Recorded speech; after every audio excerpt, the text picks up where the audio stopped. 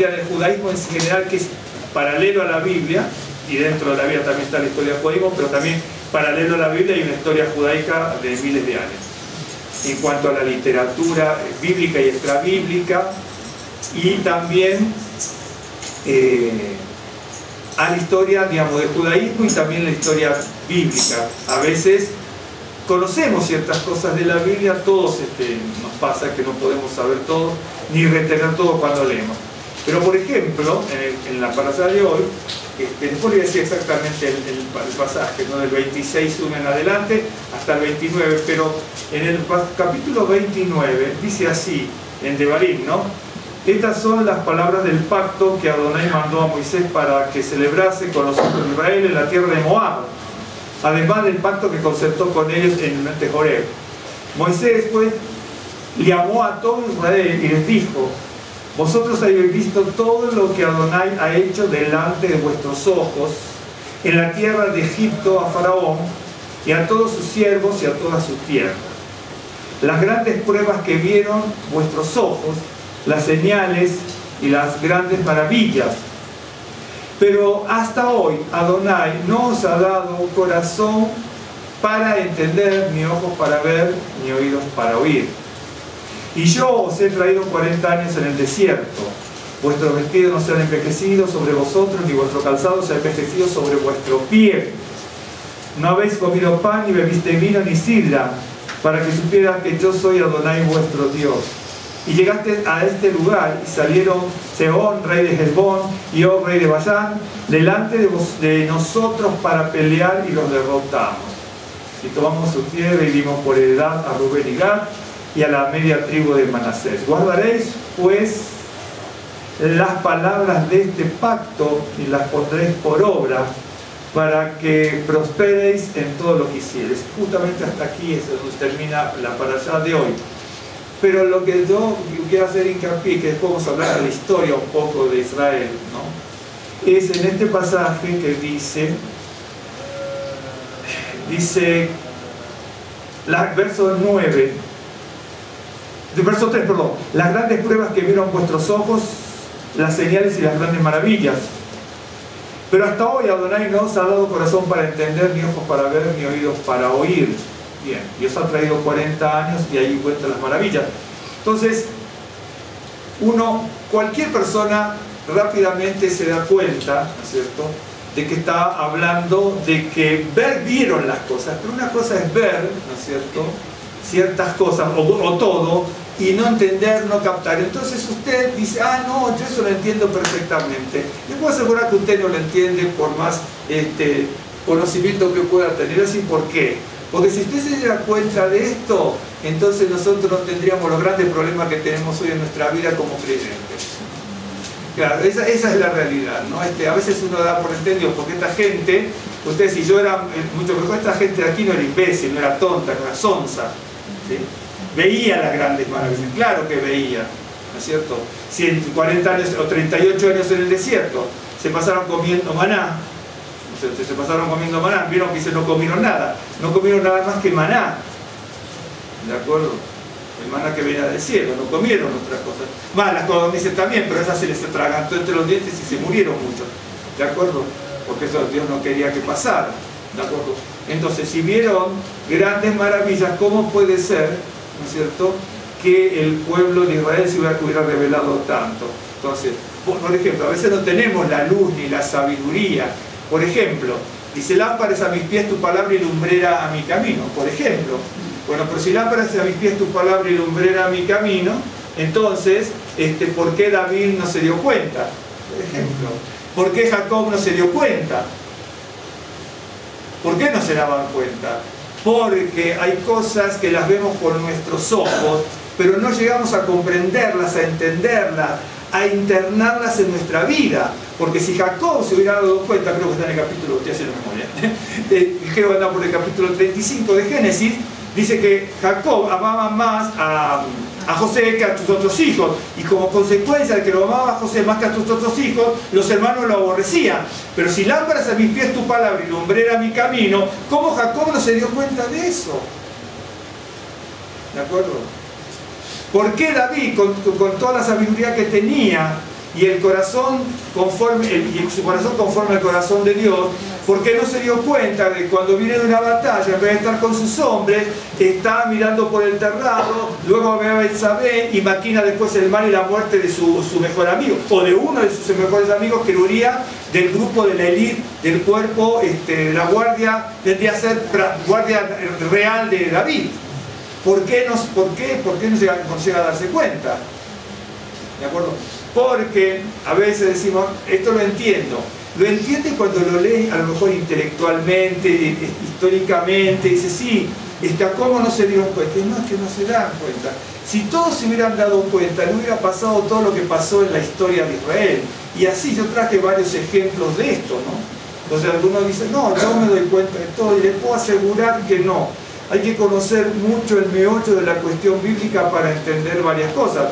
Claro que vieron los grandes milagros. Bueno, esta gente ya había, las personas que salieron de Egipto ya habían muerto. Solo quedaban, en este caso Moisés, Josué y Caleb, y todos los demás habían nacido en el desierto, porque quedaría alguno que quedaría como tendal de víctima en el desierto antes de entrar a la tierra prometida. Porque en definitiva el pueblo de Israel dejó un cementerio de millones de personas en el desierto. Lo único que dejó fueron tumbas por todos lados, ¿no es cierto? Y eso que eran todas personas redimidas. Si uno se hubiera dado cuenta de eso, dice, de hecho que es más, ellos vieron, nosotros podemos ver grandes cosas de Dios, pero ellos vieron cosas que nosotros no vamos a ver y probablemente sean muy grandes las de ellos. Tal vez más grandes sean las nuestras, pero nosotros no vamos a ver esas plagas como, por lo menos hasta hoy, ¿no es cierto? Las plagas como las que hubieron en Egipto y todos los grandes milagros, y nos vimos, por ejemplo, caer el maná sustancial del cielo, y nos vimos corromper una roca y salir agua. Otro lugar decir, yo vi sanidad, y yo lo respeto, y a mí también, a nosotros también alguna vez nos ha pasado, o ver el sustento y el pan de cada día como gran milagro de Dios. Claro que sí, claro que sí. Pero ellos vieron grandes milagros y maravillas, y todos los que vieron todas las grandes milagros y maravillas en Egipto, y al salir de Egipto, ¿no? Que eran todos los redimidos por el Cordero de Pesa, todos murieron. ¿Por qué? Si ellos habían visto todos los milagros, dice, el Señor no les ha dado todavía corazón. Hay un proceso de crecimiento, hay un proceso de madurez, ¿no es cierto?, en la vida. Y entonces, cuando uno ve la historia, ¿no es cierto?, cuando uno ve la historia del pueblo de Israel, uno se llega a sorprender de todas las cosas que pasaron con los reyes de Israel. ¿Cómo puede ser, no es cierto?, que todos los reyes de Israel, salvo excepciones, que aún las excepciones tuvieron grandes equivocaciones? David, ¿no es cierto?, probablemente el más grande de Israel, cometió graves errores, y por ser un hombre de guerra y por lo que hizo, en Crónicas nos dice, Dios ha perdonado a David en todo, salvo en lo que concierne a Urías. Es decir, cometió una alta traición a alguno que dependía de él y que lo custodiaba como guardaespaldas en su momento con los 33. Bueno, eso de los 33 hay que ver porque varían los números, eso no nos interesa ahora, ese es otro tipo de estudio, no el de hoy, ¿no es cierto? Pero de la guardia especial de él, ¿no es cierto? Y entonces cuando uno ve la historia, ahora vamos a leer solamente una parte, ¿no es cierto?, de un pasaje, porque después vamos a leer en Crónicas. A pesar, ¿no es cierto?, yo acá incluso me traje 2 libros del Talmud, me traje la Mishnah, porque hay cosas que hay que verlas desde allí, porque hay a veces cosas que muchos no se entienden, ¿no? O pueden entenderse, pero a veces se trae un poco más de claridad. También me traje unas fotocopias para que vean algo, ¿no?, de libros apócrifos, ¿no es cierto?, del martirio de los profetas y también de la ascensión de Isaías. Aquel que quiera estudiar todo eso, son libros que los puedes sacar por internet si los puedes saber bajar. Nosotros los estudiamos en Argentina hace tantísimos años, ¿no? Por ejemplo, esto que les estoy mencionando último, de la ascensión de Isaías y también de los profetas, martirio de los profetas, por ejemplo, lo encuentra en un libro, no me acuerdo del título, es apócrifo, se llama Pseudoepigráficos apócrifos, bueno, no nos interesa el término, como está titulado, es este autor tan prolífico español. 10 machos, ¿cómo se llama? Alejandro, ¿no? Manuel. Manuel, yo pensé que era Alejandro. Manuel 10, del número 10, Macho. Manuel 10 Macho. Y entonces, si usted busca apócrifo, seguramente le va a decir, puede bajarlo, no puede bajar, hay que pagar, etc. Por ahí se puede conseguir en PDF gratuito. Aquí, capaz que todo, no sé. Pero esos libros, creo que tiene 258 páginas, porque nosotros estudiamos con eso. Mira, está con 258 páginas. Creo que tiene. Y hace 40 años, con 35, 40. Ese libro no es de lectura, Ese libro es de superestudio, porque cuando usted empieza a leer un pasajecito, cada 5 renglones le manda 5 libros. Está la biografía, y lo deja. Después le dice, este pasaje lo consigue en el Talmud, esto en la Mishnah, esto en Fabio Josefo, esto en fulano, esto en Mengano, esto en Sultano. Es decir, no es un libro de lectura, pasatista, como tantos libros tontos que hay pasatistas para estupidizar a la gente. Esa es la realidad. Son libros de estudio profundos, ¿no es cierto?, donde uno va a captar cosas mucho más profundas. Esa es la realidad. Y entonces, ahí dice que el Señor no le dio corazón al pueblo todavía. No es que Dios culpe, que Dios sea el culpable. Lo que pasa es que cuando el ser humano, ¿no es cierto?, no lo voy a explicar desde el punto de psicología, porque yo no soy psicólogo, tengo otras cosas, pero eso no sé.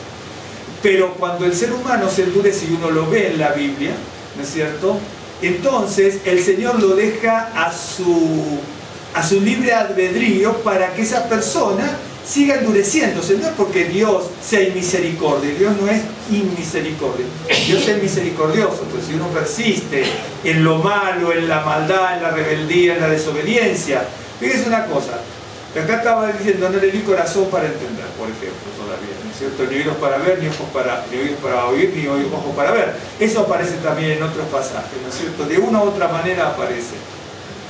De hecho, que el nuevo pacto también lo toma eso, sí que lo toma. El Señor deja a la persona, ¿no es cierto?, con su discernimiento, para que haga conforme a lo que ella cree que conviene. Y la persona se va endureciendo. Hay cosas que son bíblicamente, y uno lo ve, que son irreversibles. Pero lo que llama la atención, ¿no es cierto? Después, cuando uno lee esto es medio complicado. Cuando uno asocia cierto pasaje de aquí con aquí, las cosas se complican porque hay que estudiar mucho eso, ¿no? Y eso. Entonces, uno va a ver los reyes, ¿no es cierto? Reyes, por ejemplo, que hacían profundamente el bien como Dios quería, y a veces por ciertas cosas pequeñas, entre comillas para nosotros, pero no tan pequeñas, ¿no es cierto?, después tenían graves problemas. Y sin embargo, por ejemplo, en el caso de Manasés, ¿no es cierto?, hizo cosas terribles, y como en un momento se arrepintió, entonces Dios lo perdonó. De hecho, que hay una gran disertación en el Talmud, ¿no es cierto?, entre estos dos, sobre todo en uno, hay una gran disertación del por qué puede el Señor perdonar a una persona o no cuando comete tremendos pecados, ¿no es cierto? Bien. Ahora, eso que se arrepiente y lo perdona no está en Segunda de Reyes, porque está la historia ahí, sino en Crónicas. Recuerden esto, los que me conocen ya saben algunas cosas que yo he explicado, incluso los Miguel, por ejemplo. Recuerden que los libros de Crónicas se escribieron a la vuelta del exilio de Babilonia. Entonces, cuando usted tiene un pasaje, incluso en Samuel, Reyes, y lo ve en Crónicas, usted tiene que tomarlo. Es imposible estudiar en gran parte. Si toma un fragmento, no, y aún tomando un fragmento hay que corroborarlo. No, un fragmento. Ahora no voy a decir por qué. Pero hay que corroborarlo. ¿Por qué? Porque en Primera de Crónicas y Segunda de Crónicas están añadidos pasajes de la historia y consecuencias de ello, buenas o malas, ¿de acuerdo? ¿Por qué? Porque los escritores de Crónicas lo que quieren demostrar al pueblo de Israel son dos cosas. Una, que hay un gran perdón de Dios, y segundo, que muchas cosas que pasaron fue como consecuencia de la desobediencia del pueblo de Israel. Son dos cosas. Una, mostrar que si pasó esto, es por la desobediencia de tal rey o de tal juez o de todo lo que fuese. Pero en Reyes no aparece eso, porque el escritor no le interesaba probablemente, pero los que volvieron de Babilonia dicen, no, le tenemos que dar primero una gran enseñanza al pueblo buena, pero además un gran escarmiento. ¿Me están siguiendo? Entonces en segunda de Crónica y primera y segunda de Crónica aparecen esos pasajes insertados, a veces para hablar de las grandes bendiciones como consecuencia de ciertas situaciones, y otra para los grandes castigos como consecuencia de la desobediencia. Bueno, entonces, ahí dice que Dios no le dio corazón para entender, ¿sí? Ahora, a pesar de no tener un corazón entendido en el caso de Manasés para buscar las cosas de Dios, porque Manasés era de alguna manera como estadista o rey, era bueno entre comillas, no era bueno, pero me refiero que como diplomático y como rey, ¿no es cierto?, manejaba el Estado de Israel, pero como siervo de Dios no, y el Estado de Israel tenía que manejarse como siervo de Dios. Recuérdense que la tierra de Israel pertenece al pueblo judío, siempre y cuando hay una condición bíblica. La tierra de Israel pertenece al pueblo judío siempre y cuando obedezca. La tierra no es del pueblo judío. La Biblia dice que la tierra es de Dios. Mía es toda la tierra. Y Dios le dio la tierra a nuestro pueblo en renta, en alquiler. La renta y el alquiler es la obediencia. Obedeces, vas a estar en la tierra. Desobedeces, vas a salir de la tierra. Por eso 70 años en Babilonia y 1900 años hasta el año 48 sin tener la tierra. ¿Por qué? Porque la tierra es de Dios y hay que obedecer. Bien, entonces aquí tenemos al rey Manasés voy a leer esto, después oramos y después pero esto es para entrar en el tema. Yo sé que hay un pasaje en la Escritura donde se hace un pacto. Luego Salomón también va a hacer el pacto.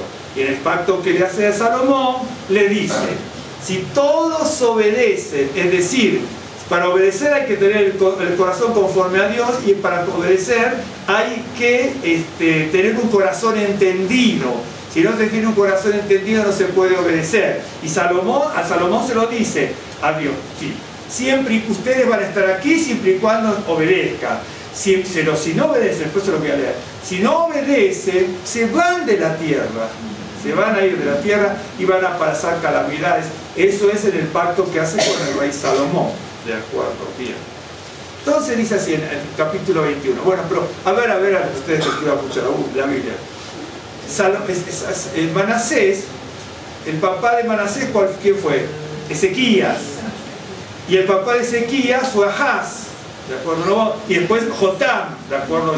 Jotam, Ahaz, Ezequías, Manasés, luego va a venir Amón y luego va a venir Josías. Entonces, esto para tener en cuenta.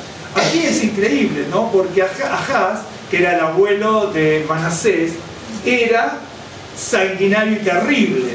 Y a veces uno dice, bueno, ¿por qué Dios permitió ciertas cosas? Y Dios las permite porque parece mentira, pero de Ahaz, ¿no es cierto? De Ahaz va a venir un rey como el rey Ezequías, ¿no es cierto?, que hizo cosas excelentes, bellísimas, conforme al corazón de Dios. Ahora, Ezequías, un magnífico rey, ¿no es cierto?, manejaba la ortodoxia a ultranza, era un magnífico rey, tiene como hijo a Manasés, ¿de acuerdo?, que fue terrible, ¿de acuerdo? Manasés va a tener un hijo que se llama Amón, que está ahí un par de años, pero muere, ¿no es cierto? Muere, y entonces cuando muere, tiene que conocer la historia, porque si no se conoce la historia bíblica, jamás puede decirme, no, yo practico el judaísmo o conozco la Biblia. No. Eso es puro cuento chino, o que me acuerdo de los chinos. Pero no, hay que conocer la Biblia, hay que tenerla. Y entonces está allí, y entonces lo matan, ¿no es cierto?, los partidarios del otro partido, por así decirlo, político, y ponen a Josías, y Josías restaura todo. Pero tenemos a Ahaz, que le damos el taches y la palometa a Ezequías. Viene Ezequías. Luego el tache se lo damos a Manasés y a Amón, y la palometa se la damos a Josías. Bueno, esos son los vaivenes que tiene el pueblo de Israel. Y entonces, yo después les voy a nombrar, ahora lo voy a leer para que ustedes vean.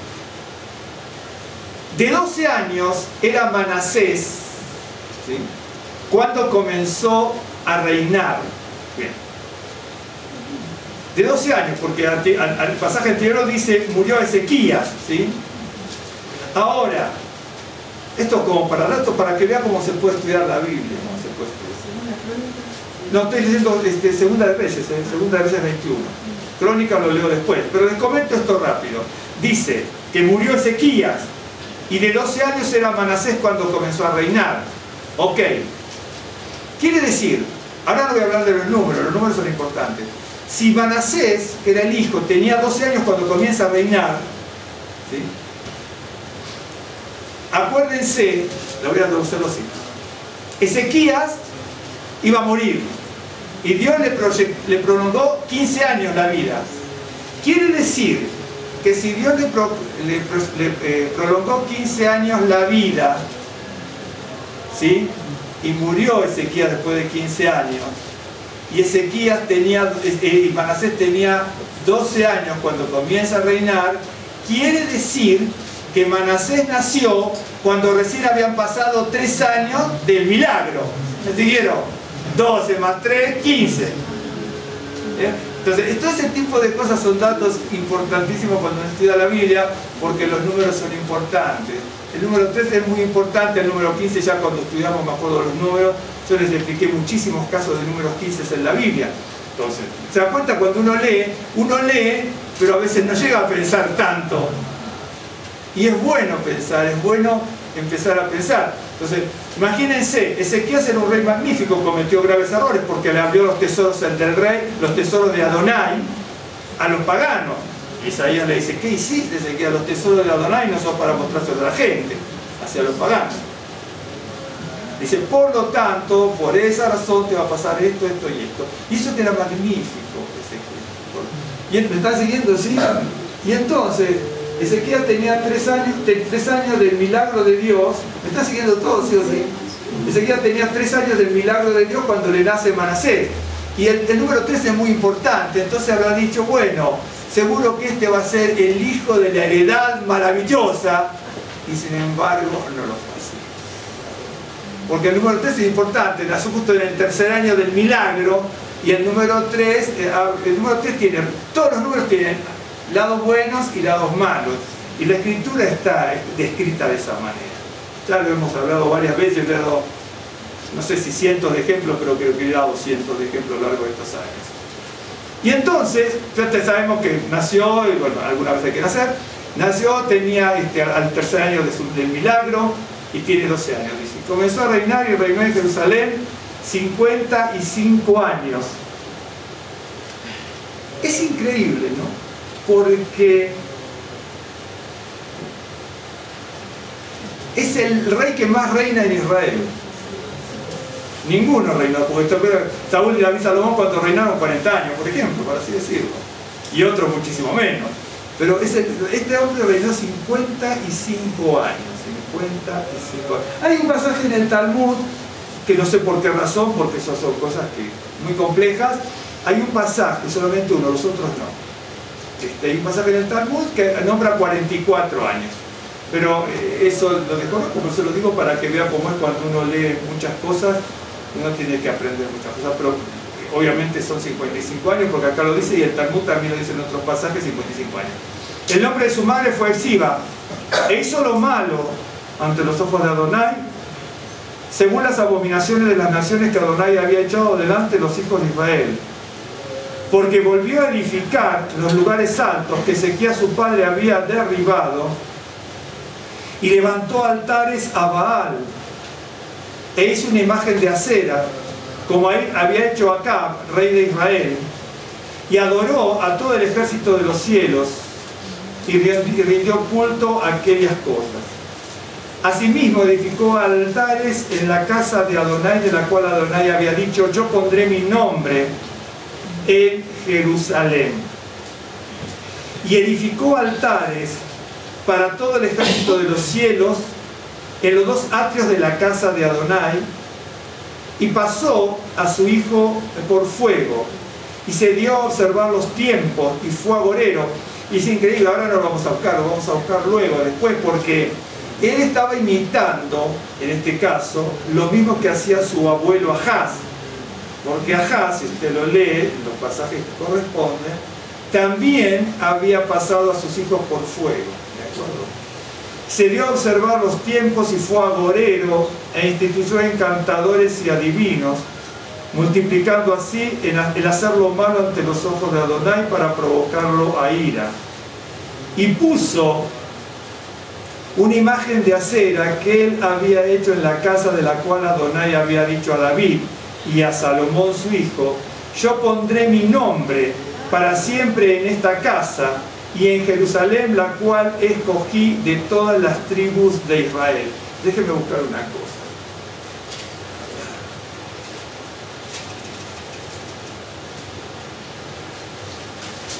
Dice, le muestro algo rapidísimo.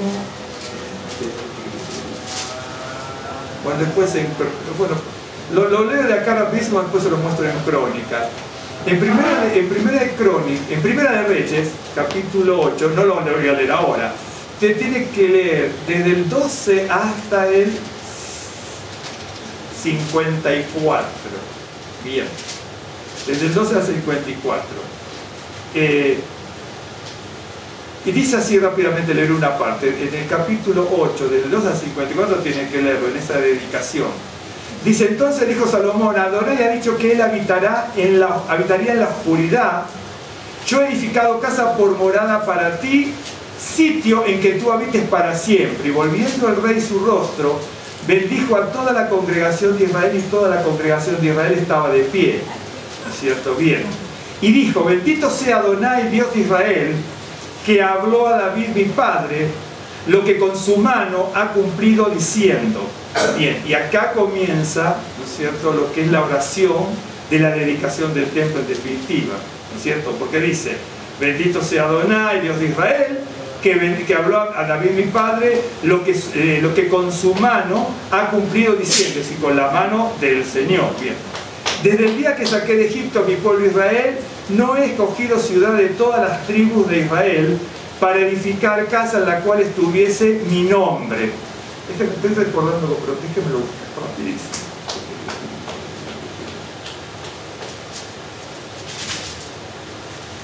Un segundo, nada más. Aquí está, ya lo encontré.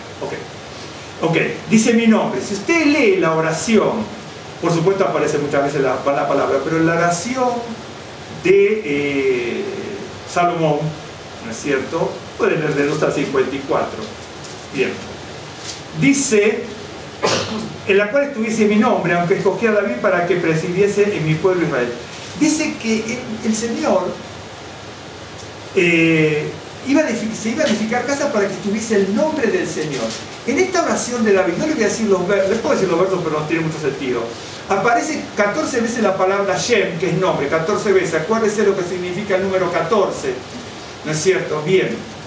Ok, 14 veces aparece en el verso 16, en el verso 17, en el verso 18, en el verso 19, en el verso 20, en el verso 29, en el verso 33, en el verso 41, en el verso 42, en el 43 aparece 2 veces y hasta allí. ¿No son?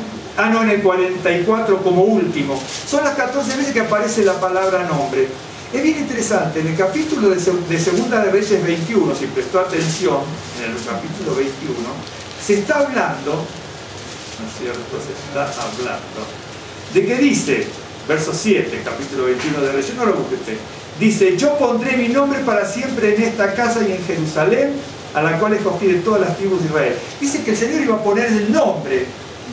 Cuando en Primera de Reyes se hace la oración, dice que hay un pasaje, no lo vamos a leer, no tiene sentido ahora, que aparece 14 veces la palabra nombre. Y David mi padre tuvo en su corazón edificar a casa al nombre de Adonai Dios de Israel, ¿no es cierto? Y ha edificado la casa al nombre de Adonai, Dios de Israel, ¿no es cierto? A causa de tu nombre, oirán tu gran nombre, para que conozcan tu nombre y entiendan que tu nombre es el nombre permanentemente.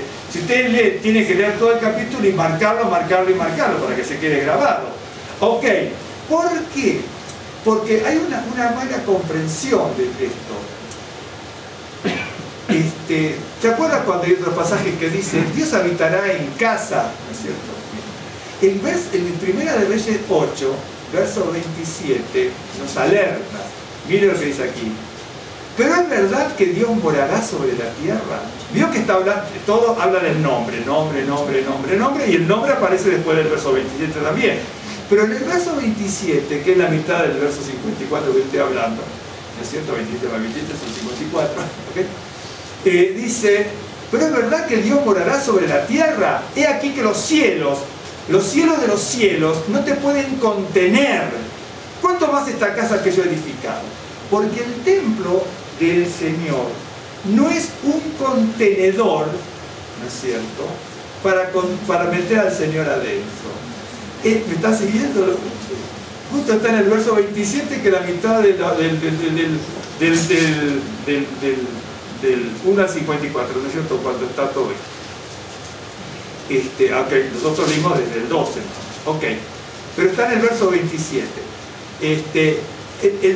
El templo no es un lugar para contener una figura, sino que el templo del Señor es para contener el nombre. Si usted lee todo lo que dice el nombre, se lo ruego rápidamente, para que estuviese mi nombre, edificar casa al nombre de Adonai, no para meterlo adentro como figura, ¿no es cierto?, como de carne y hueso, como que cada uno quisiera ponerlo. Edificar casa a mi nombre. Él edificará casa a mi nombre, y ha edificado casa a mi nombre. Luego, y se volvieren a ti y confesaren tu nombre. El nombre es para bueno, se edifica casa al nombre del Señor para confesar el nombre. Estoy leyendo el verso 33 para confesar el nombre. El verso 41, que vinieren de lejanas tierras a causa del nombre del Señor. Porque los romanos, por ejemplo, decían, cuando entraron, y no solamente los romanos, los babilónicos, así, todos, los griegos, ¿dónde está la figura y la imagen? No pueden entender que el pueblo de Israel no adoraba eso, sino adora el nombre. El nombre. Es una cosa abstracta en ese sentido. No es algo que uno lo ve como una imagen corpórea. ¿De acuerdo?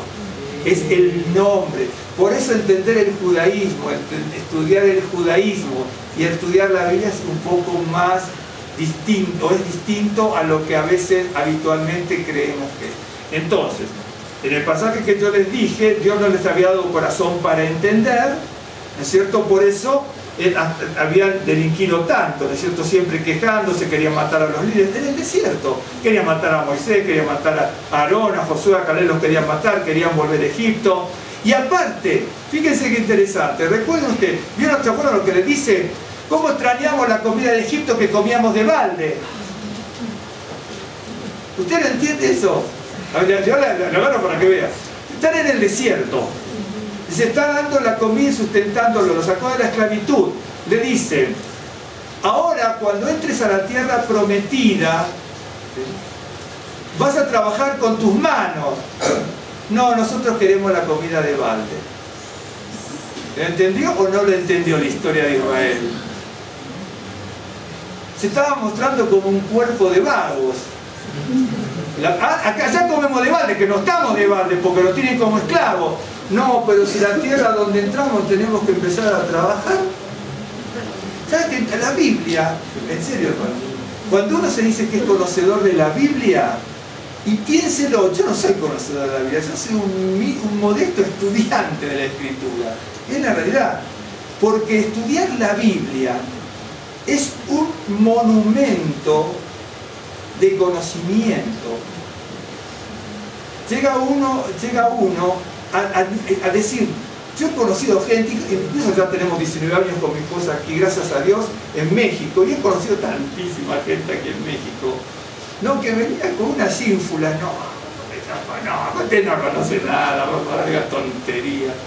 Claro, somos pequeños estudiantes, porque por eso digo, queremos conocer de balde, pero si usted lee todos el pasaje, se dan cuenta, lo comíamos de balde. No lo comían de balde, lo tenían sojuzgados en la esclavitud. Pero en la otra, te tienes que, ahora ya, dice, bueno, ahí te dan de comer una comida miserable, pero te la daban. No, en la otra tienes que obedecer a Dios, porque es una tierra que fluye leche y miel. En realidad, en la tierra de Israel, si uno no la trabaja, no fluye leche y miel. Hay que trabajarla. ¿De acuerdo? Y entonces, porque bueno, entramos y comemos con la boca para arriba y que nos llenen el buche. No es así. No es así. Fíjese cuando se creó el Estado de Israel, ¿se acuerda? El mar, ¿cómo es? El Jordán viene del Líbano, ¿sí? Entonces va bajando, llega a las aguas de Meriba, ¿no es cierto? Está dentro, ¿cómo es? Las aguas de Meriba, el lago de Tiberíades, y sigue hasta el Jordán. Ok. Bueno, cuando en el año 1900, digo porque gente de mi colonia judía, yo estaba en una colonia judía en Buenos Aires, había muerto, ¿no es cierto? Yo he conocido gente. Yo era chico, pero cuando se iban, ¿no es cierto?, a Israel, conocí que había muerto gente de la colonia nuestra. Bueno, en todos esos lugares, cuando viene el Jordán, las aguas de Meribá, ¿no es cierto? Sigue, el lago de Tiberia, sigue, el Jordán, ¿no es cierto? Bien, bueno, todos esos hoy son paraísos, ¿no es cierto? Son granjas, lugares de peces exóticos, como reservaciones naturales, de investigación y todo. Por ejemplo, ya cuando entró Israel era terrible, pero los años que siguieron, yo nací en el 49, pero a partir del 48, 49, 50, 55, 56, se pasaron como 15 años, 20, secando los pantanos. Había gente que moría de tifus, de paludismo, de cólera, de mil una Alemania murieron. ¿De acuerdo? Es decir, es la tierra de Israel, que fluye leche y miel. Pero hoy la gente va, incluso los turistas van y dicen, ¡ay, qué maravilla aquí, qué maravilla allá, qué maravilla del otro lado! Pero fue como consecuencia de que murieron miles y miles y miles. De mi colonia murieron jovencitos algunos, me acuerdo, yo he conocido gente, ¿no?, que los muchachos que murieron tenían 20 y pico de años, 31, 19, 20, 18, porque moría de enfermedades y a veces de algún ataque del mundo árabe, lo que fuese, pero moría. ¿De acuerdo? Y entonces, volviendo a esto, ¿no es cierto? Dice, es verdad que Dios morará sobre la tierra, y aquí los cielos de los cielos, estoy diciendo Reyes, ¿no es cierto?, cuando se hace el pacto, porque en el otro, cuando estaba el rey, dice, en el lugar donde iban a poner el nombre de Dios, para que todos lo invocaran, confesaran, ¿vio? Todos vieron los mismos milagros. Había algunos que obedecían al Señor y Manasés le valió nada. Pero a veces uno pregunta, ¿Ezequías le enseñó a Manasés en esos 12 años? ¿O no le enseñó nada? Y si le enseñó, no lo aprovechó. ¿De acuerdo? No le aprovechó a Manasés. Por eso ahí dice, no les he dado corazón entendido todavía. Hay gente. Manasés tiene que haber visto y escuchado lo que el profeta Isaías le dijo a su padre: si tú te arrepientes de esto, aquello, lo otro, el Señor, ¿no es cierto?, te va a prolongar 15 años la vida. Y después nace. Te lo tiene que haber contado a su hijo. Pero a pesar de ver los milagros, grandes milagros, Dios no le dio un corazón entendido. Vuelvo a decir algo que lo comenté varias veces, y es bíblico. Cuando digo que es histórico, o si es cultural, si es simbología, que la simbología es bíblica también, ¿no es cierto?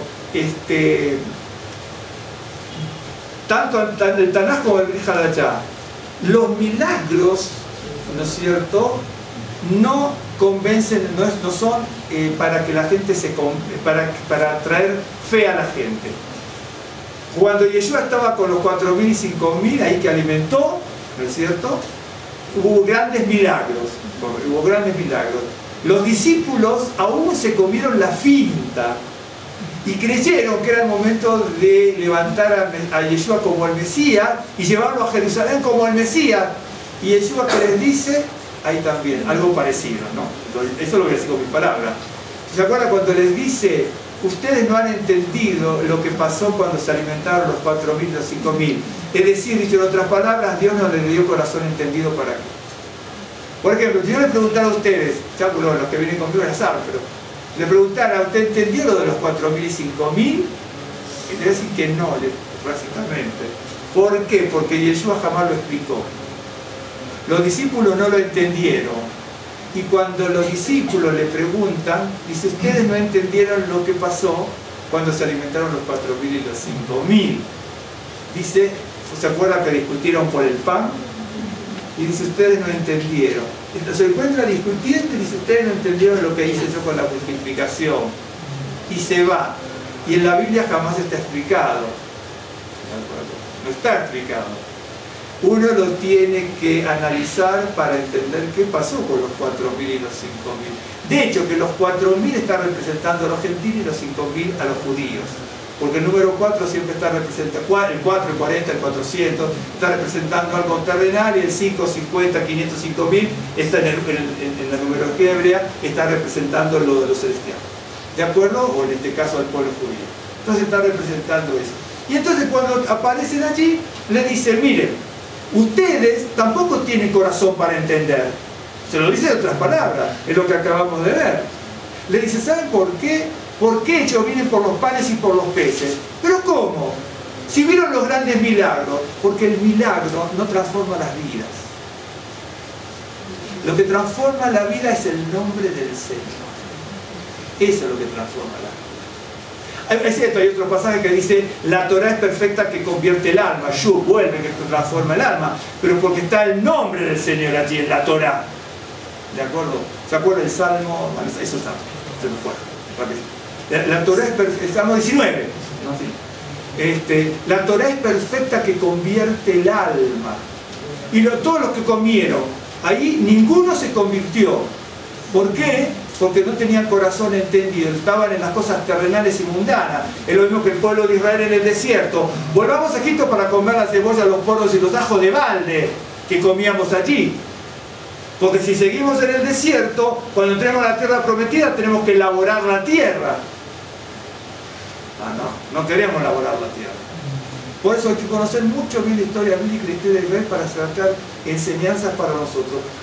Digo rápidamente esto, bueno, acuérdense, ¿no es cierto? Está en Primera de Reyes 8, pueden leer todo el capítulo que es interesantísimo, pero del 12 al 54, al 54 es cuando se acabó Salomón de hacer entonces la oración y ya la historia es distinta. Por ahí está toda la oración con 14 veces la palabra Shem, que es la palabra nombre. ¿Sí? Bien, ok. Ahora voy a seguir leyendo rápidamente el 21, Segunda Reyes 21. Segunda Reyes 21, verso 8. Entonces, dice, la cual escogí entre todas las tribus de Israel. Y no volveré a hacer que el pie de Israel sea movido de la tierra que di a sus padres. O que escuche esto. Cuidado que siempre hay que entenderlo. No volveré a hacer que el pie de Israel sea movido de la tierra que di a sus padres, con tal que guarden, claro, con tal que guarden, porque si no guardan, se van. Y hagan conforme a todas las cosas que yo he mandado, y conforme a toda la ley que mi siervo Moisés les mandó. Mas ellos no escucharon. Estas partes también van a aparecer, pero de otra forma. Bueno, yo también lo leí en hebreo y sí, no es exactamente igual el texto, ¿sí? Bien, y usted lo tiene en español y yo también lo estoy diciendo en español aquí. Y Manasés los indujo a que hiciesen más mal que las naciones que Adonai destruyó delante de los hijos de Israel. Habló pues Adonai por medio de sus siervos los profetas diciendo. Aquí no dice los siervos, ni tampoco en Crónicas. Uno tiene que suponer que uno tiene que haber sido Isaías, porque Isaías vivía todavía cuando nace Manasés. Porque en el Talmud, aquí, está el tratado, traje el tratado de Sanedrín y Yevamot, y también en la Mishnah, en el tratado de Sanedrín, capítulo 10, acá tenemos el capítulo 49 y el otro 103, son cosas que uno sabe más o menos por fe de memoria. Ahí dice, y también en los pasajes de los que es el hombre, ese autor, que es muy interesante ese libro de Apócrifos. Es muy denso el libro, no se lo recomiendo que lo busque en internet, que no quiere estudiar, porque yo le puedo asegurar, lee 20 renglones y dice, este Elías que me dijo. Claro, no, eso se lo garantizo, es de estudio. No, el estudio. No puede conseguirse. Ahí dice que Manasés, este rey Manasés, fue el que serruchó y lo partió a Isaías contra un árbol, que es lo que toma Hebreos 11:27, ¿no? O por ahí anda, ¿no? Hebreos 11:27 creo que. Y ahí dice que hubieron profetas que fueron aserrados. El escritor de Hebreos, que dice ahí, creo que es 11:27, si alguno me hace el favor y reivindica mi memoria. Y el escritor de Hebreos tenía que conocer muy profundamente la historia de Israel, porque esa palabra cerrado, que un profeta fue serruchado, aparece solamente acá, en este libro, y punto, en la historia de Israel, no aparece en ningún lado más. De hecho que aparece sí en Ascensión de Isaías, en el apócrifo Ascensión de Isaías también. Entonces uno va a ir atando cabo, así que alguien... 34. 11:34 es? Ok, perdón. Muy bien, 11:34. Cuando dice que fue cerrado, ¿no? Algunos fueron cerrados. Correcto. Ok. Entonces, este Manasés, ahora por eso digo aquí. 37. ¿34? 37, perdón, cerrado. 37, ok. Yo dije 27 o 37. El partido sí fue. Sí, pero la expresión en griego creo que dice cerrado. Hablé pues a Adonai por medio de sus siervos los profetas. Yo aquí no lo tengo ni tampoco sé qué otro profeta, pero seguro que fue Isaías, porque Isaías predicó en contra de todas las maldades y a Manasés no le gustó. Y Manasés cuenta la historia de Israel. La historia de Israel cuenta que Manasés mandó... De hecho que aquí, en la Ascensión de Isaías, dice que Belial,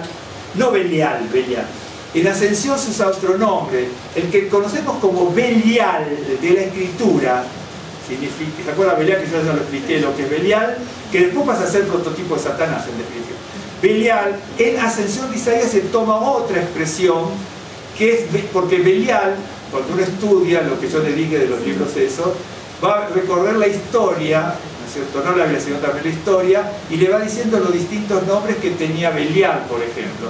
Belial, allí lo toman con el nombre de Beliar, porque Belial es en hebreo con lamed final, pero con resh, ¿de acuerdo? Con resh, es otra forma de poner a el prototipo de Satanás. Y ahí Ascensión de Isaías lo pone de esa manera. Pero volviendo a esto, para no perder el hilo, había un rey que era el nieto de Ahaz, que era terrible, y el hijo de Ezequías, que vio grandes maravillas, pero que evidentemente no le dio mucho resultado la educación de su padre, no lo supo aprovechar, si se la dio, si no se la dio, obviamente sería malo.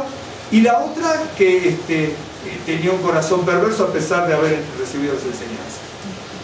Y lamentablemente hay gente que actúa de esa manera. Habló pues Adonai por medio de sus siervos los profetas diciendo: por cuanto Manasés, rey de Judá, ha hecho estas abominaciones y ha hecho más mal que todo lo que hicieron los amorreos que fueron antes de él. Si usted no conoce la historia de los jebuseos, los amorreos y todo, no va a entender mucho. Los amorreos bíblicamente están catalogados por lo que hicieron como uno de los más perversos. De hecho que la historia de Canaán también, los amorreos, o los emorí, lo que es en hebreo morí, si usted busca los emorí y ve cómo eran terriblemente perversos, y evidentemente eran tan perversos que aquí lo está tomando como un ejemplo altísimo, ¿no es cierto? Como el listón muy alto. Y entonces dice, mire, si los amorreos consideramos que eran los más perversos, el rey de Israel, el siervo de Dios, era peor. Por eso le vuelvo a decir que hay que conocer muy bien la historia y saber lo que pasó con Israel, lo que está pasando y lo que va a volver a pasar, ¿no es cierto? Y lo que va a pasar en el futuro, no lo que va a volver a pasar. Bueno, hay cosas que van a volver a pasar y hay cosas que van a pasar como nuevas. Bueno, y también ha hecho pecar a Judá con sus ídolos. Por tanto, así ha hecho Adonai, el Dios de Israel. He aquí yo traigo tan mal sobre Jerusalén y sobre Judá, que al que lo oyere le retiñirán ambos oídos. y extenderé sobre Jerusalén el cordel de Samaria, y la plomada de... Esto aparece también en otro profeta. Y la plomada de la casa de Acab, y limpiaré a Jerusalén como se limpia un plato, que se friega y se vuelve boca abajo. Era cuando se tira, cuando se pone el nivel, porque acá dice cordel y la plomada. A veces se puede traducir como nivel. Una cosa es el nivel, la otra la plomada. Uno pues se tira la plomada para ver si la pared está recta. Entonces voy a tirar la plomada para ver cómo están sus actos de justicia, su obediencia, su compromiso y su responsabilidad. Aquí tira el hilo del cordel y la plomada. Entonces ahí se ve si uno está recto o está torcido. Miren si tira ahora el Señor una plomada aquí, cómo nos encontrará cada uno de nosotros, ¿no? Claro, por eso decía esto, claro. Pues uno lo ve aquí, pero ahí tendría cada uno verse en su corazón, en su mente y en su espíritu, ¿no es cierto? Y entender eso. Bien. Desampararé el resto de mi heredad, y lo entregaré en manos de sus enemigos y serán por presa, y despojo de todos sus adversarios, por cuanto han hecho lo malo ante mis ojos, y me han provocado a ira, desde el día que sus padres salieron de Egipto hasta hoy. Fuera de esto, derramó Manasés mucha sangre inocente en gran manera. Probablemente aquí se esté suponiendo, probablemente se esté refiriendo que hizo pasar a sus hijos por fuego. Entonces ya tenemos sangre inocente, ahí tenemos un caso que dice, ¿dónde está la sangre inocente? Bueno, se hizo pasar a sus hijos por fuego, ya derramó sangre inocente en gran manera, hasta llenar a Jerusalén de extremo a extremo, además de su pecado con que hizo pecar a Judá, para que hiciese lo malo ante los ojos de Adonai. Los demás hechos de Manasés y todo lo que hizo y el pecado que cometió, ¿no está escrito en los libros de las crónicas de los reyes de Judá? Y durmió Manasés con sus padres y fue sepultado en el huerto de su casa. No fue sepultado, ¿no es cierto?, como dice de otra forma, ¿no es cierto? Dice, en el huerto de Uzza, y reinó en su lugar Amón, su hijo. Yo lo que dice, ¿no? Después viene Amón, que es terrible, ¿no es cierto? Que reinó solamente 2 años, después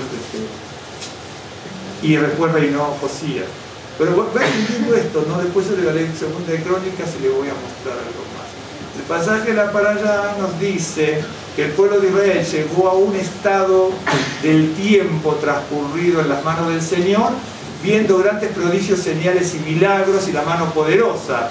El castigo por la desobediencia y los milagros por pedido y el clamor, por ejemplo, de Moisés, y vieron todo eso. Sin embargo, estaban en desobediencia, porque, vuelvo a decir, los milagros no transforman las vidas. Los 4.000 y 5.000 vieron milagros, los discípulos vieron milagros, pero ni los 4.000 ni 5.000 que alimentó Yeshua entendieron nada, y los discípulos tampoco.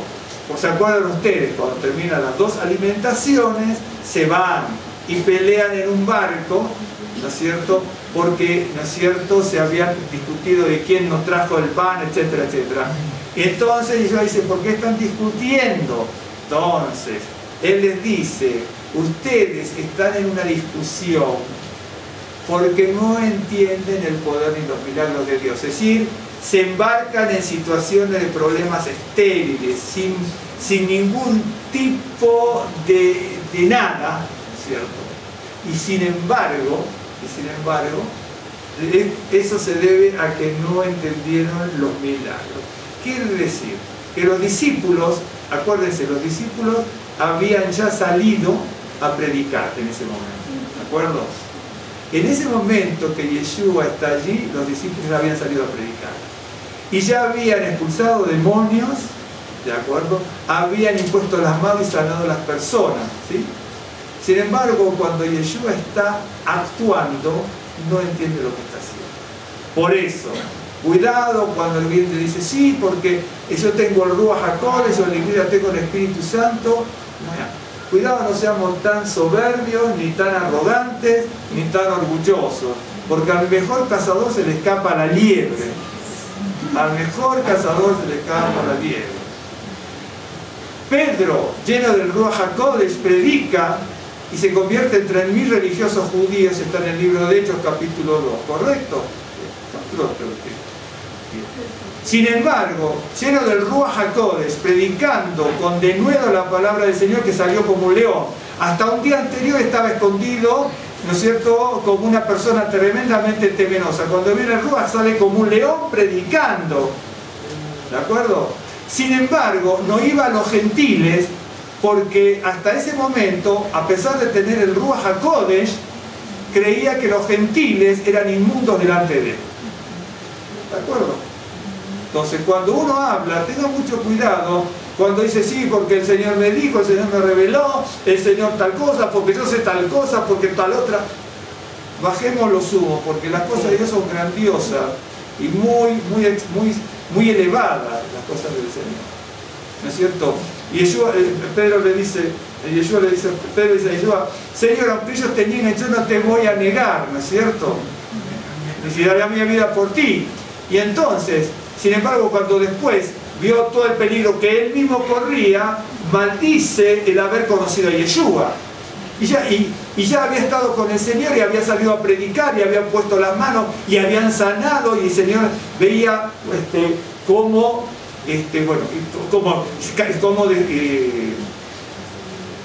destruían los demonios. Pero vio lo que dice Yeshua. Ellos, acuérdense siempre de esto, ellos vienen y Yeshua dice, le cuentan la historia, y Yeshua dice, yo también vi a Satanás caer como un rayo. ¿Se acuerdan ustedes?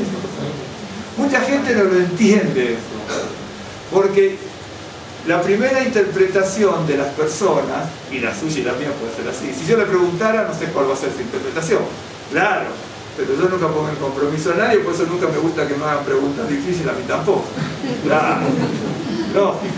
Y entonces dice, yo también veía a Satanás caer como un rayo. Mucha gente dice sí, porque Yeshua en el espíritu veía que cuando sus discípulos imponían las manos, Satanás era destruido, ¿no es cierto?, en los principios de Satanás. Dice, Yeshua ve que los discípulos vuelven con una soberbia terrible. Y cuando vuelven con una soberbia terrible, él dice, le cuentan, ¿no es cierto?, mira, los demonios se nos sujetan, esto que... Y el que les dice en el siguiente rengloncito, yo vi a Satanás caer como un rayo. ¿Qué está diciendo? No se eleven tanto, porque Satanás, siendo un ángel creado maravilloso, cayó como un rayo. Así que ustedes pueden caer igual. Cuando alguien dice, sí, porque el Nuevo Testamento, no, hermano, el Nuevo Testamento, el libro de allá, y la palabra de Yeshua, es amorosa por un lado, pero por el otro lado de la moneda es terrible. Es terrible.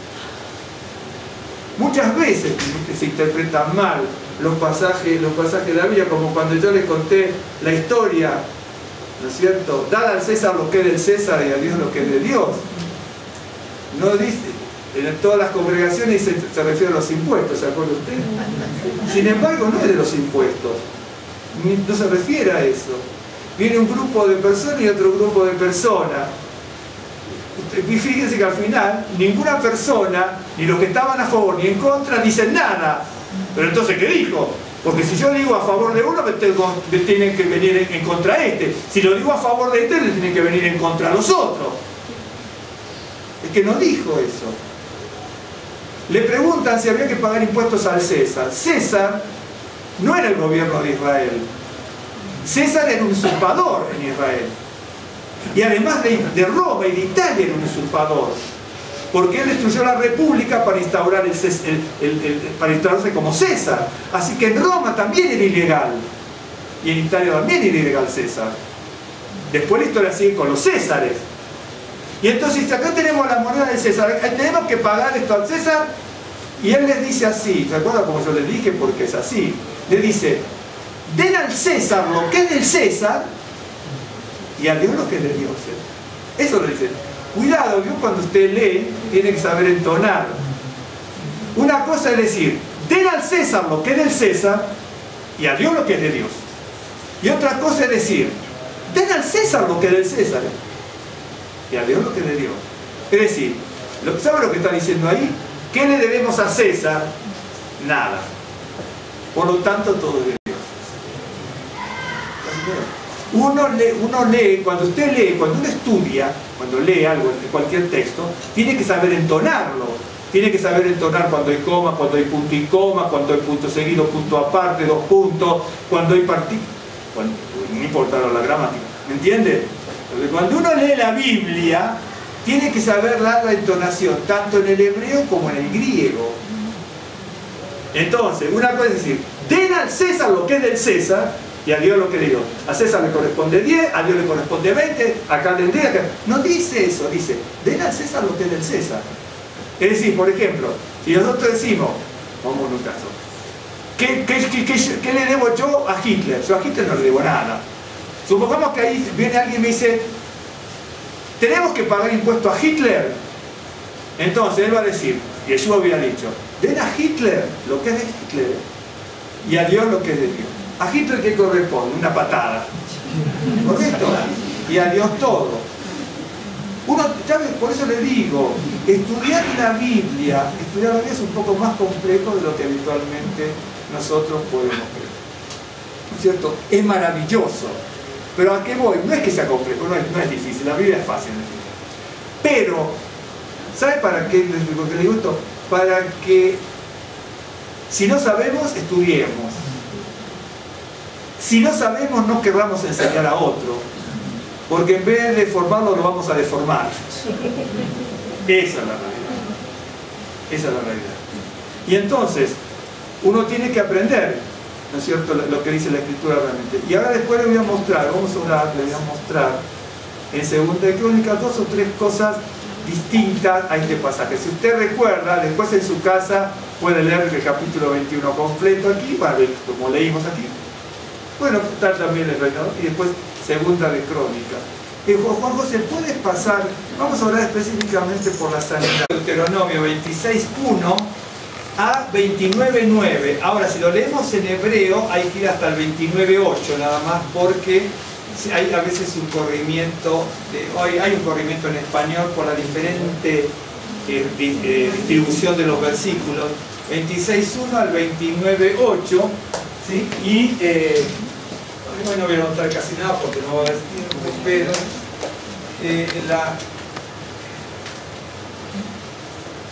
la parasha que quita vos, ¿sí?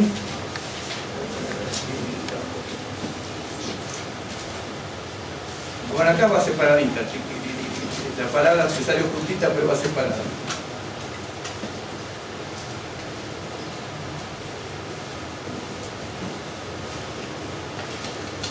Ok.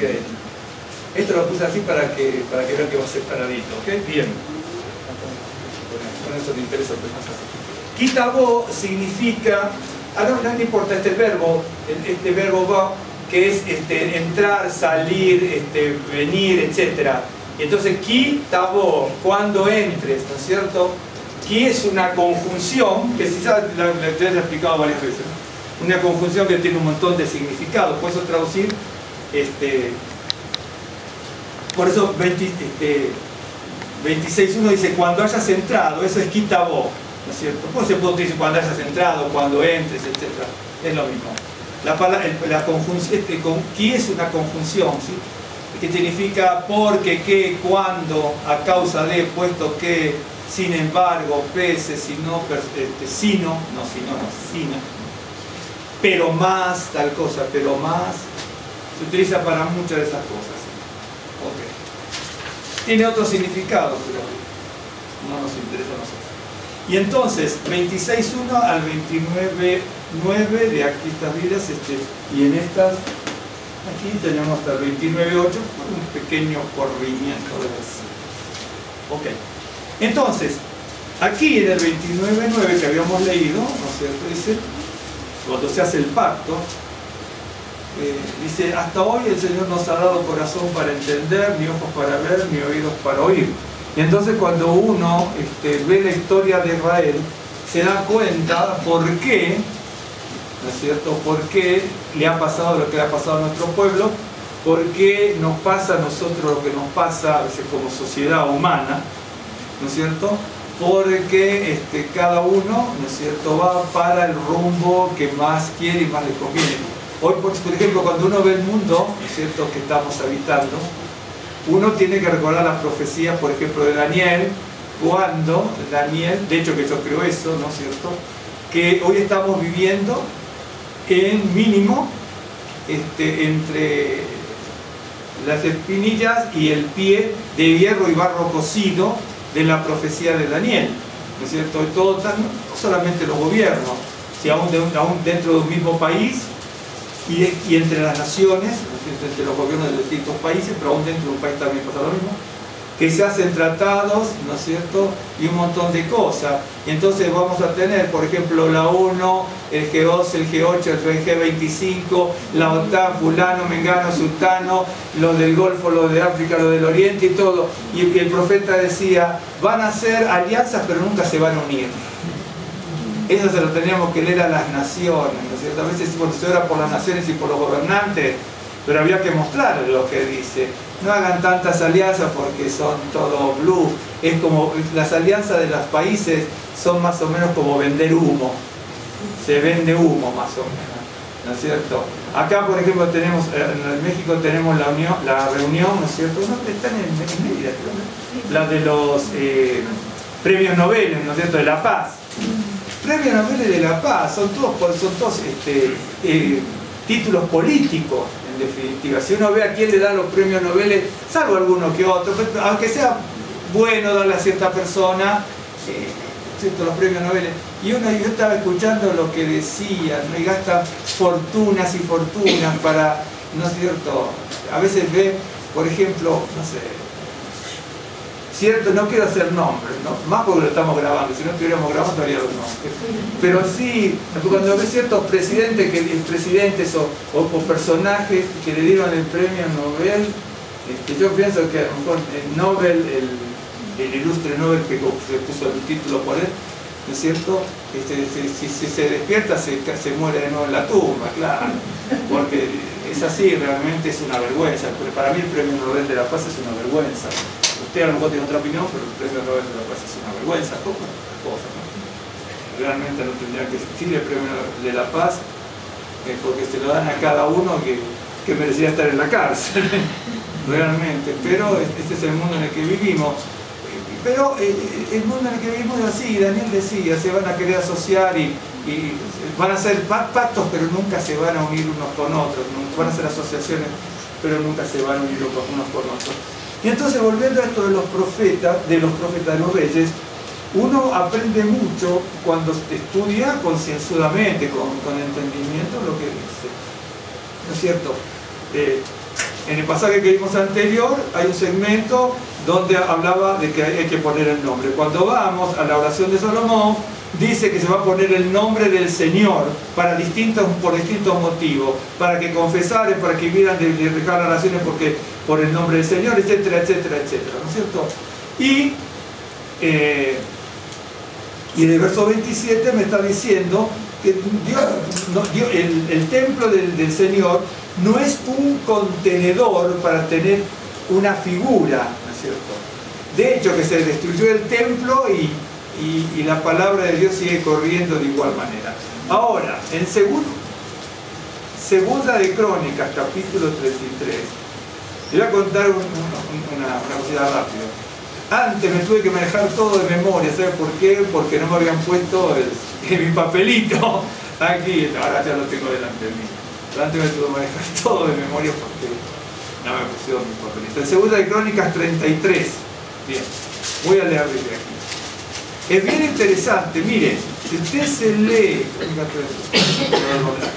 Segunda de Crónicas 33, Segunda de Crónicas 32, el 30 también es la secuencia, el 29, el 28 y hasta el 27, y lo lee, va a entender, bueno, y Usías también, ¿no es cierto? Porque cuando muere Usías, reina Jotam su hijo, y cuando muere Jotam, reina Acaz su hijo, y cuando muere Acaz, reina Ezequiel su hijo, y así sucesivamente, ¿no?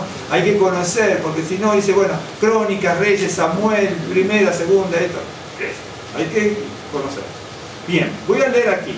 La segunda es Crónicas 33. De 12 años era Manasés cuando comenzó a reinar, y 55 años reinó en Jerusalén, pero hizo lo malo ante los ojos de Adonai, conforme a las abominaciones de las naciones que Adonai había echado delante de los hijos de Belén. Es inconcebible que el pueblo de Israel haga cosas iguales o peores que el mundo pagano. ¿De acuerdo? Bueno. porque él, Manasés, ¿no es cierto? De hecho que Manasés, yo no voy a anotar los nombres ni nada, ¿no es cierto? En realidad es Menashe. El verbo es Nishá, que significa olvidar, destruir. Dice, Menashe significa, de acuerdo con un hijo de Efraín, un hijo de José, ¿se acuerda Menashe? Porque dice, Dios me ha hecho olvidar, ¿se acuerda? Porque Menashe, el nombre Menashe del verbo Nishá, me fijé porque siempre no habla, el verbo Nishá, significa, bueno, el nombre Menashe significa uno que ha sido olvidado, ¿no es cierto? Esa es la realidad. Bueno. Bien. Eso es lo que significa. Por el verbo Nishá significa olvidar, Tiene otro significado. Pero básicamente es eso. Pero él reedificó los lugares santos que Ezequías su padre había derribado y levantó altares a los Baales e hizo imágenes de acera y adoró a todo el ejército de los cielos y le rindió culto. Déjenme buscar una cosa. Una cosa que parece.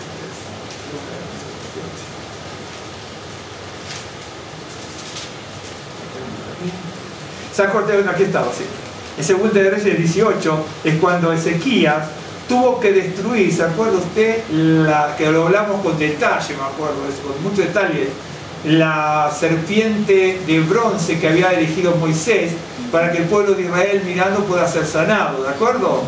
Pero ya cuando pasaron, mire cuántos siglos pasaron, en el reinado de Ezequías, que está en Segunda de Reyes, por ejemplo, esta parte, Segunda de Reyes capítulo 18, al primer comienzo usted lo va a encontrar, me estaba acordando de eso, usted va a ver que hasta esa época, después de siglos, seguían adorando la serpiente de bronce que Moisés había levantado y Ezequiel la tuvo que destruir, ¿de acuerdo? Bien, y este hombre, si bien eso no restauró todos los altares que su padre había derribado, que había construido ya anteriormente los anteriores reyes malos, pero también su papá, o el papá de Ezequías, que era Had, o el abuelo de Manasés. Esto es tremendo cuando uno lee la historia. E hizo imágenes de acera y adoró a todo el ejército de los cielos y le rindió culto. Edificó también altares en la casa de Adonai, de la cual había dicho Adonai, en Jerusalén estará mi nombre perpetuamente. Porque el nombre del Señor, el pueblo de Israel no tenía oído, el corazón para entenderlo, ¿no es cierto? Porque no podía entender un Dios invisible que no tuviera una imagen. Y entonces no podía entender lo que es el nombre, ¿no es cierto? De hecho, que a veces en el judaísmo también pasan cosas y en el cristianismo también, ¿no? Por ejemplo, usted va a ver en las iglesias cristianas, todo el catolicismo y el cristianismo, cómo levanta, por ejemplo, la cruz, por ejemplo, con una imagen, ¿no es cierto?, sangrante del Mesías, ¿no es cierto?, porque no se han acostumbrado a buscar el nombre del Señor. Tienen que tener una imagen visible que lo eleve espiritualmente. Los símbolos son importantes. Los símbolos, ¿no es cierto?, símbolos tangibles, visibles. De hecho, la Biblia usa muchos símbolos, la Biblia. Por ejemplo, la sal es un símbolo, por ejemplo, ¿no es cierto? Y muchas cosas son símbolos en la Biblia. El aceite es un símbolo. Los símbolos, ¿no es cierto? Bueno, derramaré aceite, agua sobre el sequedal, mi espíritu sobre tus generaciones. Entonces, no es que derrame agua, ¿no es cierto? El agua es un símbolo también. Todos los símbolos que me elevan espiritualmente son importantes, pero no el símbolo en sí.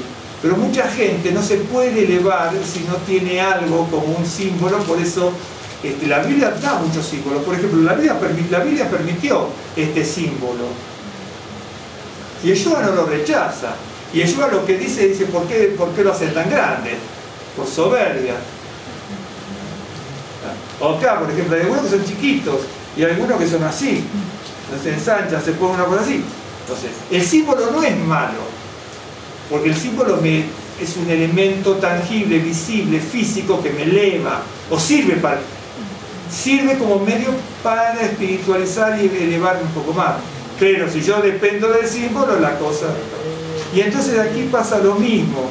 No podían aceptar el nombre del Señor, el Dios invisible, entonces creaban la imagen de acera. Ahora no importa la esposa de quién era y cómo era esto de acera, Baal, etcétera. eso ya es harina de otro costal. Me perdí. Bueno, edificó a sí mismo altares en todo el ejército de los cielos, verso 5, en los atrios de la casa de Adonai. ¿Sí? Bien. Eso lo va a ver también en Deuteronomio 4:19, porque en Deuteronomio 4, déjeme corroborar el verso, exactamente. Mire cuando usted dice, bueno, si usted no lee, estudia bien la Torá, mal va a entender los pasajes de la historia, y si no estudia la historia, no sabe lo que pasó con la enseñanza de la Torá. Déjeme ver, estoy checando.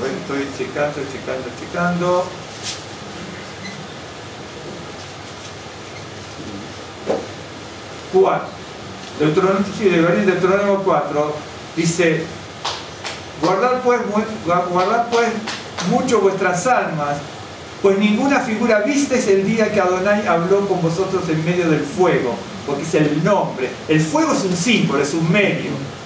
¿Sí? Bien. Para que no os corrompáis y hagáis más vosotros escultura, imagen de figura alguna, efigie de varón o hembra, figura de animal alguno que está en la tierra, figura de ave alguna alada que vuele por el aire. Por eso, figura de varón, por ejemplo, entonces se pone a Yeshua, al Mesías prometido Israel y Redentor de la humanidad, se lo pone en una cruz, y entonces todo el mundo lo usa.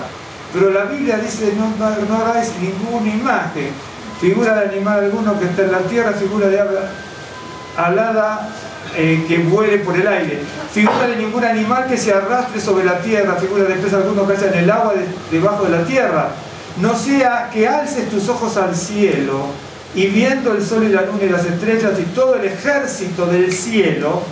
Es que ejército en hebreo es Tseva, bueno, es Sabá, pero cuando se hace constructo a la palabra es Tseva Shamay, ¿no es cierto? Bueno, es Tseva Hayamay aquí, ¿no es cierto? En este caso, el ejército Tseva Hayamay.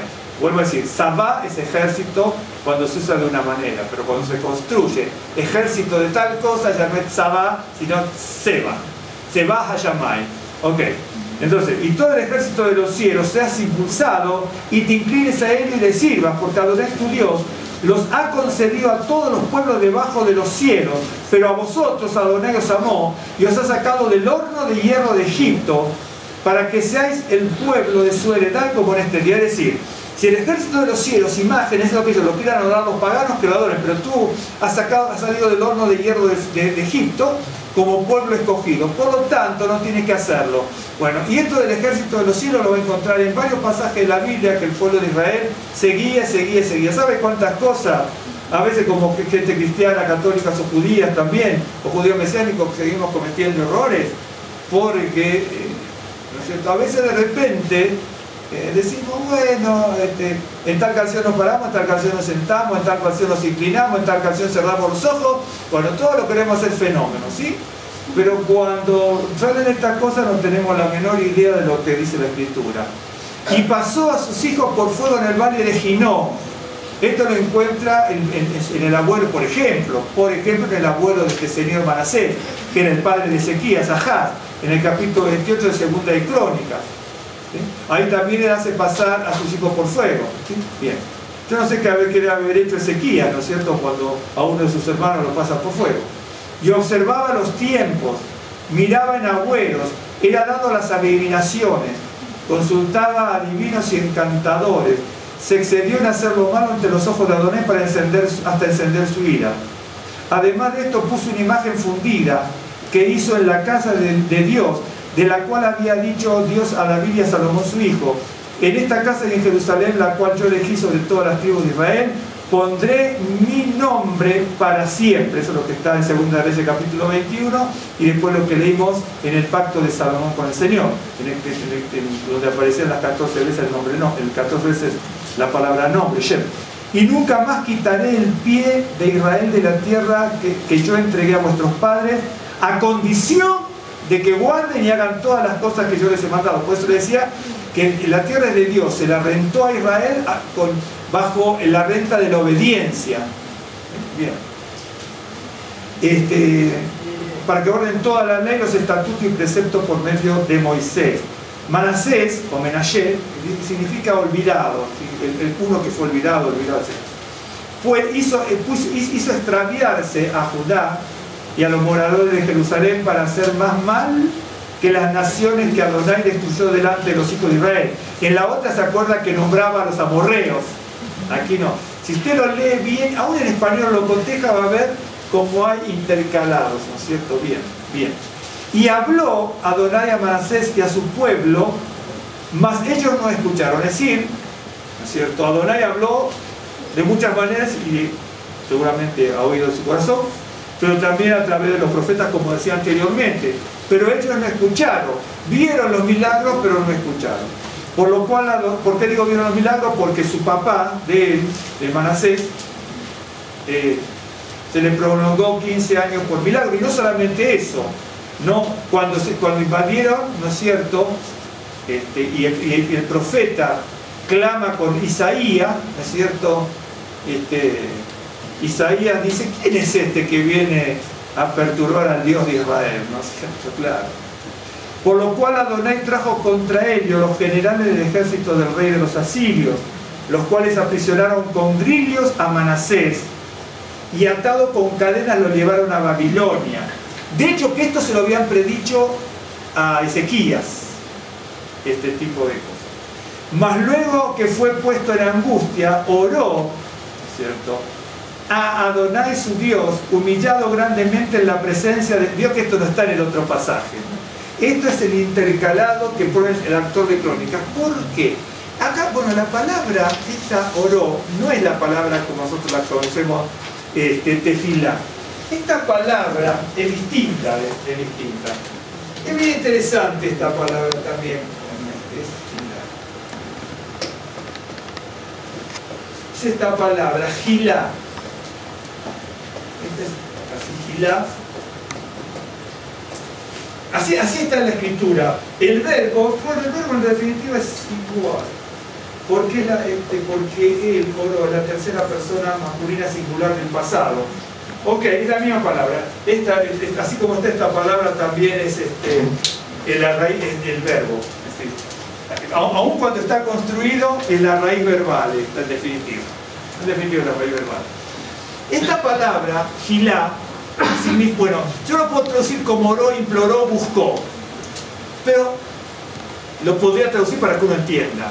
En realidad, esta palabra significa orar, implorar, buscar, suplicar, rogar, implorar. Se utiliza también para enfermarse. Yo cuando uno ora, a veces ora, bueno, no importa, sí, significa también enfermarse, pero también significa endulzar, mitigar, calmar y ablandar. Por eso traducí, cuando uno dice, bueno, quiero estudiar la Biblia, quiero estudiar hebreo, tiene que aprender muchas cosas. Y entonces, aquí una de las cosas como yo puedo traducirlo es lo siguiente. Claro, porque aquí, bueno. Mas luego que fue puesto en angustia, oró, suplicó, rogó. Bueno, aquí no puedo traducirlo como enfermar, obviamente. Bueno, según qué forma, qué construcción verbal se puede utilizar para enfermar, para herir, para otras cosas. Y en la Biblia aparece de distintas maneras. Mitigar, calmar, ablandar, endulzar. Yo lo podría traducir, lo puedo traducir correctamente, ¿no? Si quisiera. Mas luego que fue puesto en angustia, ablandó a Adonai su Dios. Calmó a Adonai su Dios. Lo suavizó a Adonai su Dios. Yo lo podría traducir así. Porque esta palabra se traduce como orar y suplicar, ¿no es cierto? Hay varias palabras que son muy técnicas en hebreo para decir rogar y suplicar. Hay varias, que son más técnicas. Esta, si bien se puede traducir, de hecho, con Tejilá de David, ¿no es cierto? Que viene de aquí, Tejilá de David, etc. ¿No es cierto? Bien. Se puede traducir, pero también se puede traducir como ablandó el corazón. Acá no se dice corazón, pero bueno, oró a Adonai su Dios, bueno, ablandó a Adonai su Dios, humillado grandemente en la presencia del Dios de su Padre. Esto no está en el pasaje anterior, el escritor está poniéndolo de una manera muy especial. Y habiendo orado a él, fue atendido, pues Dios oyó su oración y lo restauró a Jerusalén, a su reino. Entonces reconoció Manasés que Adonai era Dios. Vio todo lo malo que había hecho, dice, bueno, ¿quién puede perdonar a una persona como esta? Pero que Dios lo perdonó, uno no podría llegar a creer que, es decir, mató a su hijo y Dios lo perdona. ¿De acuerdo? Hizo pecar a toda la nación de Israel. Imagínense, todos los padres que pueden haber pasado a sus hijos por fuego como consecuencia de Manasés y de su abuelo Ahaz. Y sin embargo Dios lo perdona. De hecho que el Talmud discute mucho eso, discute mucho porque llega un momento que los rabinos discuten, bueno, cómo es la cosa para estar perdonando aquí, ¿no? Porque, bueno, aquí hay cosas que uno tiene que ver, porque dice, usted no lo pescó porque pescar esto si uno no lo estudia no lo agarró seguro. Dice, y lo restauró a Jerusalén a su reino, ¿no es cierto? Bien. Los rabinos en el Talmud discuten mucho eso. ¿Por qué? Porque lo restauró a su reino. De ahí que lo haya restaurado a la vida eterna es otra cosa. ¿De acuerdo? Por eso fue sepultado en el huerto. Para que usted vea cuando uno esté decir, lo perdonó, y sí, hay perdón. Pero podría ser, como dicen los rabinos, de hecho que la Mishnah en el capítulo Sanedrín, capítulo 10.2, creo que es 10.2, dice que hay 4 que están en la mira como para no ser perdonados eternamente. Bien, sigo. Después de esto edificó el muro exterior de la ciudad de David, al occidente de Gijón, en el valle, a la entrada de la puerta del pescado, y amuralló Ofel, y elevó el muro muy alto, y puso capitanes de ejército en todas las ciudades fortificadas de Judá. Asimismo, quitó los dioses ajenos y el ídolo de la casa de Adonai, y todos los altares que había edificado en el monte de la casa de Adonai en Jerusalén, y los echó fuera de la ciudad. Usted dice, eso es muy bueno, pero si usted se fija en el reinado de Josías a la vuelta, que es su hijo, dice, a los 8 años de su reinado, siendo un muchacho, comenzó a buscar el Dios de David su padre, y a los 12 años comenzó a limpiar a Judá y a Jerusalén de los lugares altos, imágenes de acera, esculturas e imágenes fundidas. Bueno, pero si su padre lo había sacado, no, cuidadito con esto, porque lo que vemos aquí, está siguiendo, cuando uno lee tiene que asociar la historia. Aquí dice que quitó los dioses ajenos y el ídolo de la casa de Adonai y todos los altares que había edificado en el monte de la casa de Adonai en Jerusalén, y los echó fuera de la ciudad. ¿Qué tal? Y bueno, y sigue. Bueno, sigo para que usted vea. Reparó luego el altar de Adonai y sacrificó sobre él sacrificios de ofrenda de paz y de alabanza, y mandó a Judá que sirviesen a Adonai, el Dios de Israel. Pero el pueblo aún sacrificaba en los lugares altos, aunque lo hacía para Adonai su Dios. Fíjense lo que es. Es lo mismo que cuando construyeron el becerro de oro. Construimos el becerro de oro, pero adoramos a Adonai. ¿Se acuerdan que dijeron eso? Y eso lo soportó Aarón también. Ahora, usted va a ver que lo que se destruye aquí, lo que destruye Ezequías, Manasés, son todo lo que está en el altar, en el templo y en Jerusalén, ahí. Pero, si usted se fija en el verso 3, dice, él le reedificó los lugares altos que Ezequías su padre había derribado, y levantó altares a Baal, hizo imagen de acera, y adoró al ejército de los cielos y rindió culto. Luego construyen el templo. Esto es todo lo que él, a ver si me sigue, ¿me está siguiendo? ¿Sí? Esto es todo lo que él construye en la tierra de Israel. Manasés destruyó lo que él construyó en el templo, en el altar, en la casa y en Jerusalén. Pero no todo lo que estaba en la tierra. Y todo lo que estaba en la tierra lo destruye su hijo Josías, pero no él. Es muy probable que los súbditos de Manasés, corrompidos igual y con intereses creados por la ganancia, no le hayan permitido, diciendo, tú destruyes todo lo que quieras en Jerusalén, estoy suponiendo yo. Todo lo que está además en Israel, lo tenemos. Por eso, su hijo Josías, en el capítulo, por eso le digo, hay que leer mucho, ir y volver,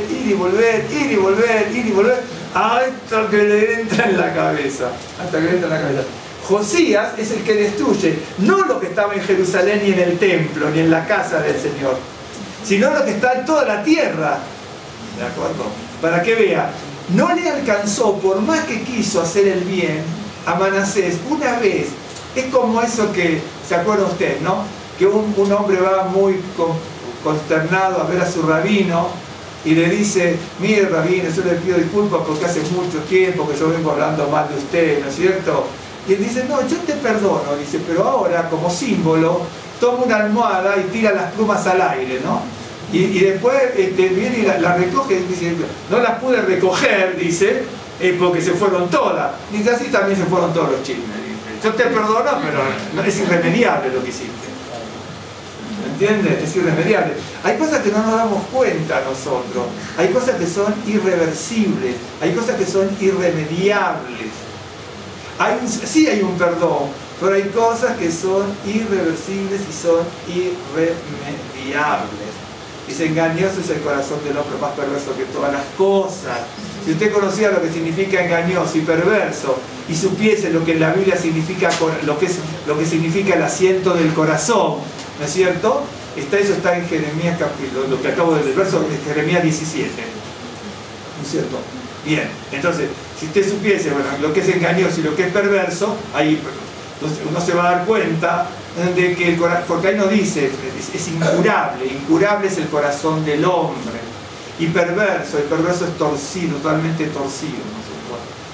La historia es. Entonces, llega un momento que hay cosas que son irreversibles. Hay cosas que Dios hizo: yo te perdono, dice, bueno, y él dice: bueno, yo destruyo todo esto, pero había causado un terrible mal en Israel, un terrible mal irreversible para Israel, que trató de... Amón no lo pudo hacer, obviamente, cuando Amón era perverso, ¿no es cierto?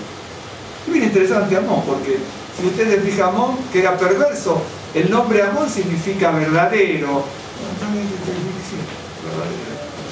porque el verbo amar significa confirmar, creer, asegurar, etc.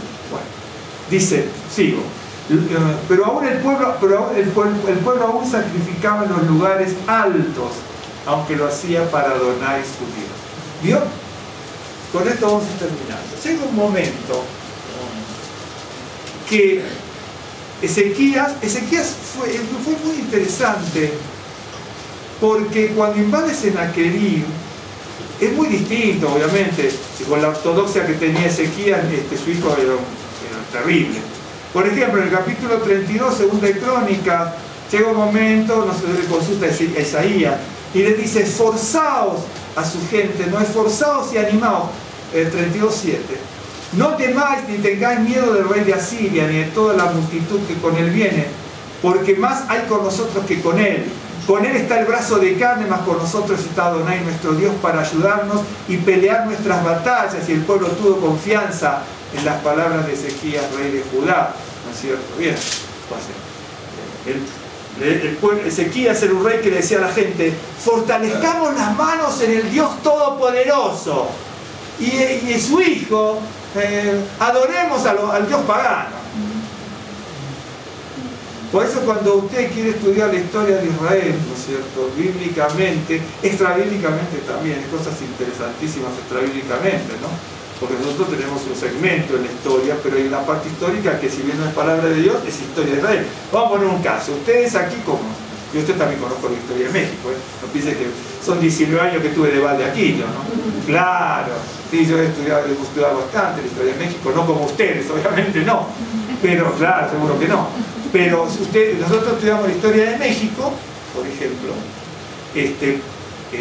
y entonces unos creen una cosa, otros creen otra, que esto, que aquello, si historiadores revisionistas, historiadores de aquí, historiadores de derecha, de izquierda, de lo que fuese.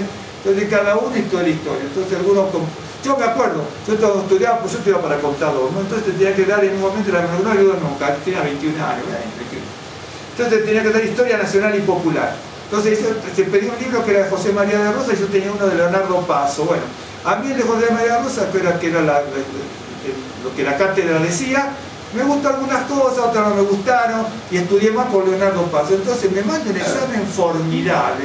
Nunca escribí tanto en un examen como en ese, y me ponen 1. Entonces, me ponen 1. Y entonces cuando le reclamo al profesor, me dice, lo que pasa, que usted escribió mucho y bien, pero no es la opinión de la cátedra. Si usted no es la opinión de la cátedra. Me mandé como piezas con los segundos, tenemos unas hojas así. 4, 5, escribí, porque he estudiado mucho, me pusieron 1, dice.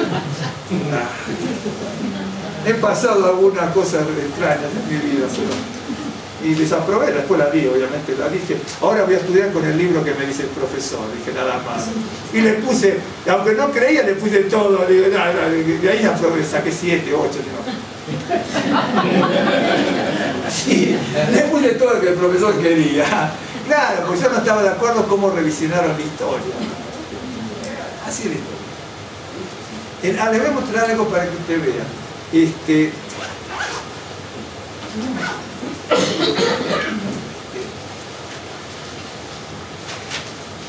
Aquí está. Esto es visión de los profetas, de Isaías, que es el apócrifo que aparece en el libro, pero yo no estudié ahí, de ¿cómo es? Manuel Díaz Mayo. Es muy bueno el libro. Hay otros libros también. Hay algunos que están en inglés que son fabulosos también, pero esos libros usted no los consigue en una librería así, ¿no? Muy difícil, hay que mandarlos a pedir porque la gente no compra esos libros, la gente compra libros, en el judaísmo también, ¿no es cierto? Los secretos del alma, cómo conseguir pareja, cómo tener 10 leyes para ser feliz, 15 leyes para tener mucho dinero. Ahora en el cristianismo, en el judaísmo se vende eso. ¿A quién le va a vender un libro? Eso no se lo vende a nadie. Porque la gente quiere esos libros, ¿no es cierto? Dice, esto está en el capítulo... ¿Qué capítulo es este? Ahora vamos a ver aquí. Capítulo 5. Es el capítulo 5 del pasaje. Isaías viene hablando lo mismo que está prácticamente en el libro de Isaías, ahí más o menos. Dice, era de Jerusalén. Bueno, Isaías se refiere. Nosotros hemos puesto eso, ¿no? Murió en tiempos de Manasés, aserrado en 2. Fue colocado bajo la encina de Rogel, cerca de donde pasan las aguas que echó a perder Ezequías cegándolas. Eso hay que entenderlo. Acá dice echó a perderlas, porque así está. Yo lo tengo en inglés y en español. Pero no sé cómo estará originalmente escrito. Ezequías había cegado las aguas, ¿de acuerdo? La primera vez que aparece la palabra cegar en la Biblia, aparece, no me acuerdo el capítulo, aparece cuando, no aparece muchas veces cegar, ¿no es cierto? Así como tapar. Aparece por primera vez la palabra, déjase de memoria, cuando Isaac dice que destapó los pozos que habían cegado de su padre. Ahí aparece por primera vez la palabra cegar. Y aparece en otros pasajes también, ¿no es cierto? Tapar, cegar, cubrir, etc. Es interesante la palabra. Bien. Los temas son interesantes. ¿Por qué? Entonces Ezequías había cegado, pero a mucha gente le había corrido el canal de agua, que hasta existe el canal de agua. Fue una obra de ingeniería, 550 metros. ¿No es cierto? Una obra de ingeniería muy grande. Y entonces uno tenía que conocer la historia pues, bíblica y la historia de Israel y del judaísmo. Y entonces cegó las aguas. Y entonces allí no iba a haber más agua, porque las tapó para causarlas de otra manera. Pero mucha gente que estaba por allí, para mucha gente las había estropeado. Porque no, ¿me está siguiendo? Bien. Es muy interesante, muy interesante. De hecho que tapó esos lugares, los tapó y los pasó por otro lado, etc. Bueno. Pero escuche esto para que vea otra parte de la historia. Dios hizo el signo de Siloam por medio del profeta, puesto que antes de morir y estando a punto de desfallecer, pidió agua de beber. ¿Se acuerdan del estanque de Siloé donde Yeshua hizo los milagros? Que significa el enviado, y ahí también lo dice. Todo este libro lo explica, eso no lo de Yeshua. Aunque aquí, en este libro, se dice que Isaías asciende, porque aparece por 7 cielos, es muy interesante, ¿no? Muy interesante. Y que se encuentra con el Mesías, con Yeshua. Es muy interesante. Hay que asociar todos los pasajes. Pero hay que leer mucho, hay que tener paciencia. Dice, entonces Isaías, cuando estaba desfalleciendo, pidió agua de beber y al momento se le envió. Por ello se llamó Siloam, que quiere decir enviado. Y en tiempos de sequías, antes de construir las cisternas y las piscinas, por la oración de Isaías, brotó un poco de agua, puesto que la población estaba asediada por los gentiles, para que no pereciera la ciudad por falta de agua, por la invocación de Isaías. Los enemigos andaban buscando de dónde beber, por eso hizo Ezequías eso. Y al ocupar la ciudad acamparon junto a Siloam.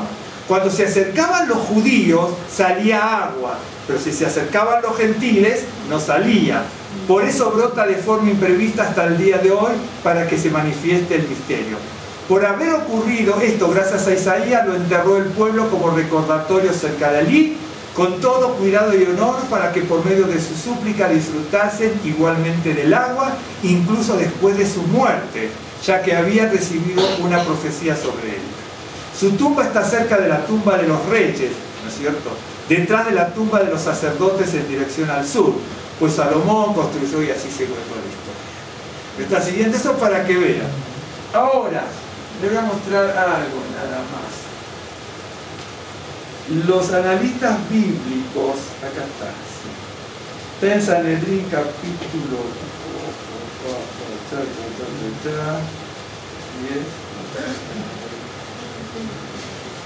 10. Dice, no puedo leer todo porque es larguísimo.